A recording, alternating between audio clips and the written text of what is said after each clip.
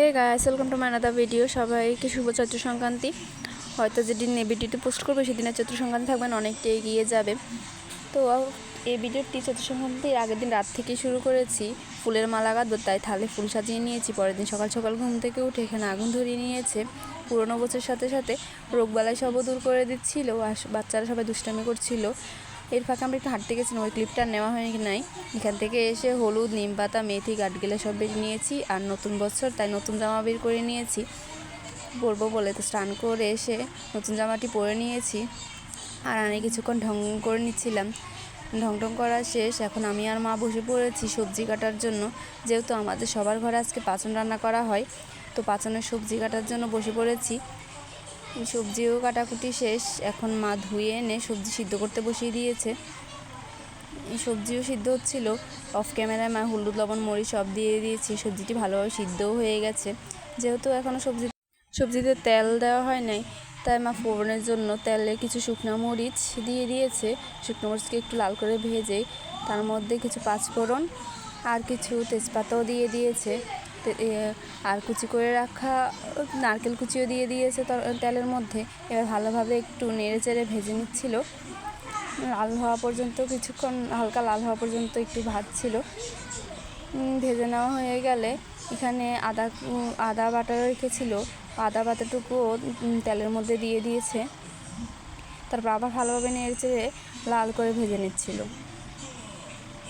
আবার ভালোভাবে নেড়ে চেড়ে দিয়েছে। লাল করে ভাজা হয়ে গেলে এখানে একটু রঙের জন্য কিছু মরিচের গুঁড়ো আর কিছু হলুদের গুঁড়ো দিয়ে দিচ্ছিল। তারপর আবার ভালোভাবে নেড়ে চেড়ে দিচ্ছিল। নেড়ে চেড়ে দেওয়ার পর এখানে যেহেতু এখনও লবণ দেওয়া হয়নি, তাই মা অল্প একটু স্বাদের জন্য লবণও দিয়ে দিয়েছে, কারণ লবণ ছাড়া সবই বেস্বাদ লাগে। তো মা আবার ভালো চেড়ে দিচ্ছিল। ভাজা হয়ে গেছে, এখন সবজিতে ফোড়ন ঢেলে দিবে। তো মা আস্তে আস্তে সবজিতে সবটুকু তেল, নারকেল ভাজা সব দিয়ে দিচ্ছিল। তারপর আবার ভালোভাবে নেড়ে চেড়ে দিচ্ছিল, যাতে প্রত্যেকটি সবজির গায়ে তেল নারকেল কুচি সব মিশে যায় ভালোভাবে। এ তো প্রায় সবজি রান্না করা শেষ, এখন ঠাকুরকে দেওয়ার পালা। তো ঠাকুরের নামে নিবেদন করে আগে সবজিটি ঠাকুরের ভোগের থালায় বেড়ে নিচ্ছিল। আর আমি ভিডিও করছিলাম। তো ঠাকুরকে দিয়ে দিয়েছি, কারণ ঠাকুর না খাওয়া পর্যন্ত তো আমরা খেতে পারি না। আগে ঠাকুর খাবে, তারপর আমরা। তো ঠাকুরকে দেওয়া শেষ, এখন আমরা সবাই মিলেও বসে পড়েছি পাঁচন খেতে। আমার বৌদি এখানে ঢং করছিল, হাই দিচ্ছিল, আর স্নিগ্ধা পাঁচন খাচ্ছিলো। তারপর স্নিগ্ধাকে বসিয়ে দিয়েছি আমাদের আম কেটে দেওয়ার জন্য।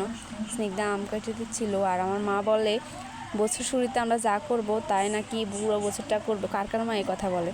তাই ভাবছিলাম একটু পড়তে বসবো, যাতে এই পুরো বছরটা আমরা একটু পড়তে পারি। তো আম খেয়ে নিচ্ছিলাম আগে।